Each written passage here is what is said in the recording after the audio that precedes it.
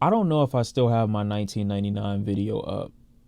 And now that I think about it, it's been so long since I did that video that I never anticipated a 2000 coming at any point. I never, thought a sequel record would be coming. I never thought an additional album would be coming. It's been a long time in general, not just since 99, but since we got the last Joey Badass album. I'd be lying if I didn't say I wasn't incredibly excited. I've heard a couple records off of this album already. I really wish he hadn't have dropped Survivor's Guilt, because not only is that likely to be the best track off of this album, it's like the best track he's dropped in years. But before we hop into it, quick word from our sponsor. How much do you care about your balls? Not these balls. Talking about these balls. Now, if your answer was no, I'd say it's pretty ballsy not to consider your own. Which is why yours truly is here to talk to you today about Manscaped's Performance Package 4.0 for your package. Straight out of the box, I'm impressed that there's a company in existence that cares this much about my genitals. What I'm holding is not a mini remote control, though it does have the power to control your testicular tomorrow. This is Manscaped's Lawnmower 4.0 fully electric trimmer with ceramic blades. Why are ceramic blades important? Because as a guy who cuts his own hair, I've had to install and replace blades on many clippers and trimmers of my own. And two, the blades last longer. Want to trim your hedges in the shower? Go crazy because it's waterproof. Feeling like you're about to put your life on the line because you want to go for a close shave? Don't worry about it. With the advanced skin safe technology, it reduces the percentage of you nicking or cutting yourself in those really sensitive areas of the body. What are you doing? Stop. Stop. Put it down. Don't be like him. You don't use hedge trimmers to trim your balls.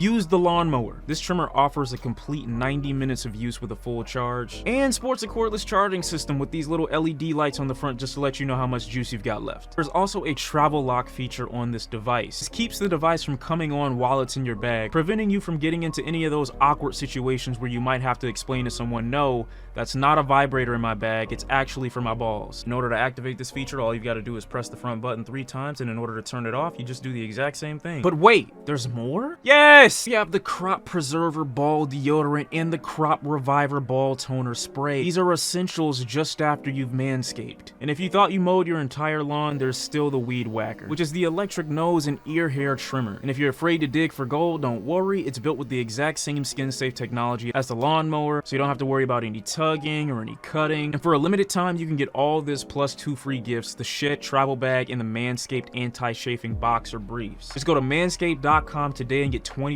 off plus free international shipping. These 2 free gifts included. Just use promo code Shawn C at checkout. If you didn't care about your balls before, you should now. Without further ado, I kind of just want to hop into it. The first track is called The Baddest with Diddy. Can you say New York City? Yes. Promise these niggas only back by their labels, they all spineless. I'm back by popular demanding on that time. And musically, I think, he's aging really well. He's kind of going like that fine wine approach, opening up really classy. Feel like background music at a 5-star restaurant. Penetrating souls, who the best MCs? Kenny, Joey, and Cole, the Holy Trinity. It's that 9-5s and infinity. Energy time off, now we back in this. What you niggas thought I was finished? I'm offended. I'm just getting replenished. I'm scared finished like a sentence, period. That was a good first track though. This track sounds high class. One thing about Diddy being on songs though that I don't know why, I get that he's a legend, but he don't hit the same way that like, a Jay would. But I might have to bring myself back because I just mentioned that this is a high class track and Diddy just kind of oozes money. So I get where he was going with that. Track number 2 is Make Me Feel. Laying down the law like this shit is legislature. Alligator jaw saying ain't nobody greater. A new president on my wrist, call it Joe Biden. If I shoot, I never miss. I make red cut like a motherfucking pink diamond. The irony, I've been the one you niggas undermining, nigga. That was a good bar. I'm rare cut like the pink diamond. The irony, cause iron and the one you niggas undermining. I like that. I like that right there. Greatest Joey Badass track? Obviously not, but it's some bars in there. Probably wouldn't go back to this track like that. Instrumentally, it's not the craziest, and it's definitely Joey in his comfort zone. Where I Belong is track number 3. The thing I like about Where I Belong is like, it reminds me of that Chief Keef album that recently dropped last year. I think it was called Phonin'. The thing I like so much about that is that you could tell Chief Keef had been many places and then like almost came back to Chicago, or it's almost like the Chicago never left him. And that's what I feel like with this track. I still feel that Joey is still really closely connected to where he came from, really closely connected to his upbringing. He never forgot where he was or where he stemmed from, even though he had been basically all over the world. Track number 4 is Brand New 9/11 featuring Westside Gunn. It's gotta be good. Okay. Bill Cosby's ass intro, but like I still fuck with it low key. I copped the 911, now I'm thinking about the Bentley. One thing that's for sure, bitch, you gon' respect me. Like I'm a flex, through your bitch goes to secrecy, screaming rest in peace. This is real chill, real jazzy. Yeah, brand new 911 is definitely one of my favorites off the record so far. It's real smooth, low key, it's old school, it's jazzy. Like everything, every aesthetic that Joey Baddest kind of just sounds appropriate in. I think that right there is his lane. I like that. Cruise Control. Keisha, my daughter, never was taught to me when I was younger, cause that shit wasn't even a thought. Mr. Nasir Jones is proud to present my man, Jovan. I will say that I appreciate Joey wanting to kind of stand on his own 2 feet, because a lot of artists would probably take that and want to do the Nas feature. I was kind of wondering to myself why he wouldn't do the Nas feature if he already had Nas kind of say some words on his behalf, basically explaining and describing what type of person he might be, at least as an artist. But you don't want the old heads to really take away from your moment and from your shine. You want to prove that you can exist in this lane without them. And the only time they should be commenting on you or maybe collaborating with you is to kind of give you acknowledgement and to tell you how good you're doing.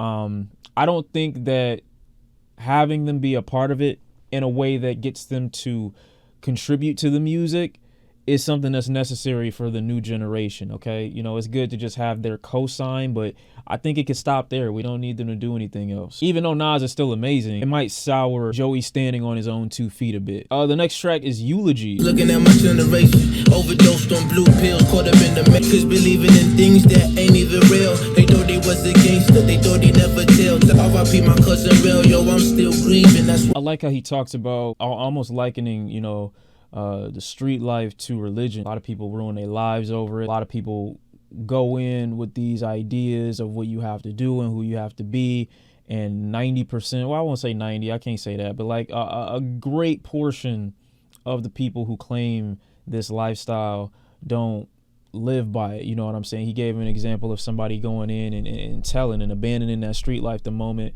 some years get put in front of their face. And while that's not unreasonable for the average person, you're putting yourself on the line and your future and everything that you have to offer this world just for what? Young black men more specifically will hold themselves to this standard where it almost becomes religious and they're indoctrinated with these ideas. I just like that comparison a little bit.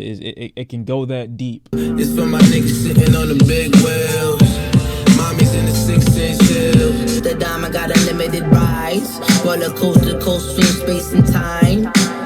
Track number 7 is Zipcodes. And I also see here next to this track, we have Kirk Knight on production. I haven't really listened to Kirk Knight since that Kirk Knight and Nick Caution tape they dropped back in 2017. That was a great record, by the way. I'm looking forward to more music from him. Zipcodes is the one I listened to. We listened to this on stream. I'll link it somewhere in the comments. That's more of the production that I really wanted to hear from Joey on this record. I haven't gotten most of it so far. I mean, there have been a couple of tracks that have been really good production-wise, but it's all been pretty smooth and relatively in Joey's like lane. I wouldn't say it's anything out of the box or out of his comfort zone. So I'm looking forward to getting more of that from him. But Zipcodes was definitely a great example of like smooth, modern. Track number 8 is One of Us. It's whatever. We can catch planes to dodge the bad weather. Alcatraz off in a Porsche. I like the album as a comparison to 99, because 99 was Joey Badass, hungry, broke, not really having had these experiences. 2000 is more of a, I'm back home now, let me tell you what I've been doing, let me tell you what I've got access to, the people I've met, the things that I'm into now, which is cool. Don't get me wrong, that's nice. It doesn't leave much in the way of substance for this album in terms of like places for it to go conceptually, but it's still a cool listen, you know, so far. Welcome Back with Chris Brown. Know you miss sucking this dick, ain't gotta say much. Pillowcase, hit it from the back like a nigga fucking hate ya. The backbreaker, the heart taker. I'm cool and everything like that, but I don't really be knowing, like, when lyrical niggas start talking about sex, bro, it just make me cringe so bad. Cause I'll be like, bro, what bitches? No, I'm joking. Like, on God, I know he probably, like, you know what I'm saying? He probably knocking them down and shit like that. But I'm just saying, for me personally, like, when I hear a nigga be talking about the spirituals all the time, it really leave me sitting back thinking, like, bro, what?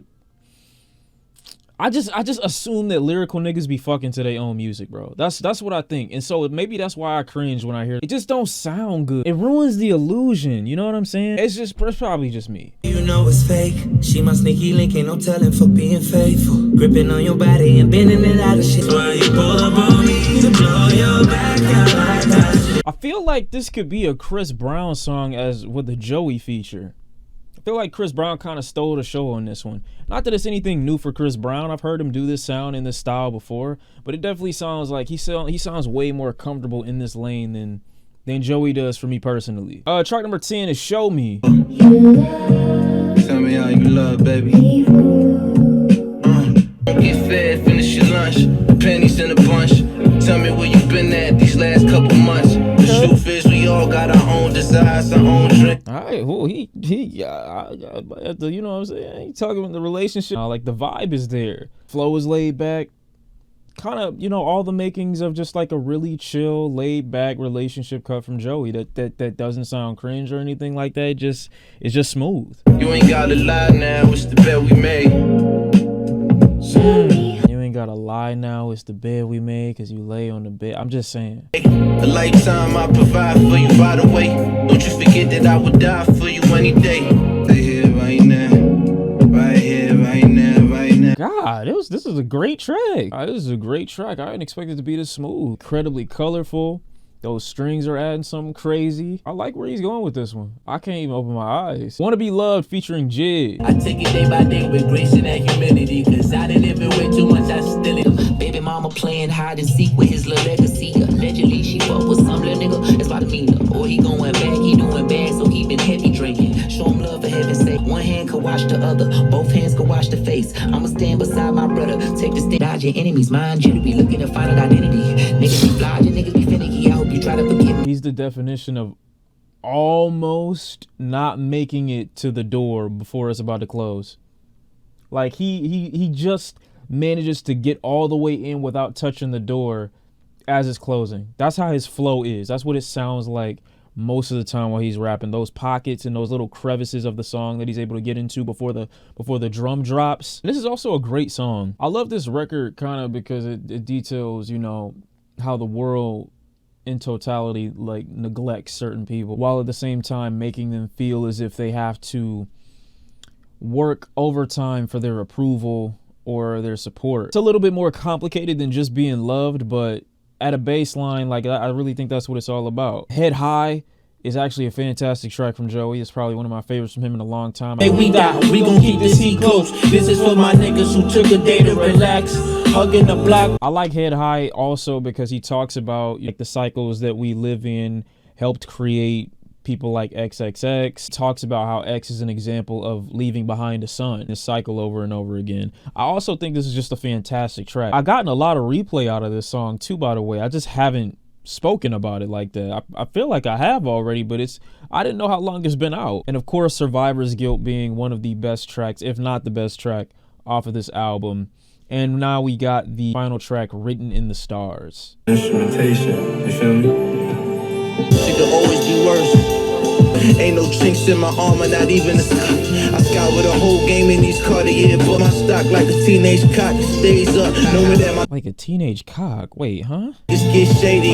We gon' see who get the laugh as they tryna play me. Catch you in the Sadie's, dirty dancing with your lady. She do it like Billy. I like these lines. They cool. They not crazy, but they cool. They can hold me over. Paparazzi trying to spot me sloppy on the cameras, but I see the bigger picture. I set the parameters. Every day that we breathe, for the new opportunities, the new lessons. Men lie, women lie, never stay stuck. I like how this record opens with Diddy and it closes with him, because it's a bit of a, I don't know, it's a bit of a congratulations. Welcome to the big boys table, or welcome to, you know, the penthouse or the top floor, it seems like, is how Diddy is introducing this album. And then Joey's kind of detailing his experience back to the people that he grew up with, or back to the people that, you know, knew him since he dropped his earlier pieces of music.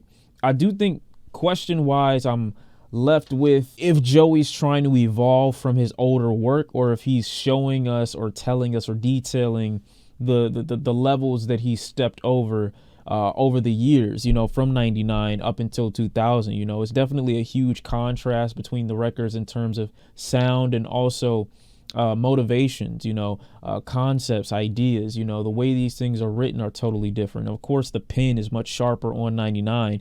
Joey was significantly hungrier then, but here it definitely gives me, or at least puts a smile on my face as someone who listened to that record to see where he is now. As someone just simply going through the music and detailing, you know, his writing process, if he's gotten better as an MC, I don't think that this album is the greatest showcase of that for Joey Badass, but at the same time, I don't think he's lost it or lost his edge. I think he's still classy as a rapper. I don't think he's going for any tropes like trying to become bigger, trying to become more mainstream or more well-known. I don't want to know the circumstances that led to the creation of 99, because to make a record like that at 17, you had to have been, you know, music might have been like your main motivator for just going, just living even. I don't even know. After this record, I still don't know much about, you know, who Joey is as a person like today. I know what he's able to do, and he's detailing what, you know, he's accomplished to a degree. I think the live instruments help this album a lot more than it would had it have been just a ode to 90s hip hop or something like that. Whether or not I think that this album is like his best work lyrically, I think it's still a good addition to his overall legacy. Still though, I'm surprised we get features from Larry June and Chris Brown, but nothing from Pro Era, no Beast Coast shit from Flatbush Zombies, no Underachievers, no nothing. I mean, I think there's probably, you know, members of like Pro Era or the Beast Coast wave that are contributing to production. I know that Kirk Knight was on production for one of the tracks, but I was really expecting heavier involvement, especially with some of the odes to Capital Steez on this record. I really would have thought that Joey would have wanted to, you know, keep those members musically and artistically close so that they could be as well known as Steez was and as well respected. That being said, the features on this record aren't overbearing. They don't take up too much space, but I definitely think, you know, including a little bit more would have, I don't know, made sense. I do like that this record comes with that remorse of making it, because there are these very overt flexes in Joey's life financially, in the position that he's in right now, but he manages to go back to the people that, you know, are regular every day, some of his loved ones, people like Steez as well. So it's clear he hasn't forgotten where he's come from, which is something that I still really respect and can admire. It's a good part of this project. But yeah, outside of that, you know, this is definitely a good Joey Badass record. I will say that the second half is a lot more, it packs a lot bigger punch than the first half. But y'all let me know how you feel about it in the comment section down below. I'm very interested to hear your opinion about it. What your favorite songs were. Do you think it could have been better? Are you surprised at how bad it is, if you think it's bad? And yeah, I'll catch y'all real soon.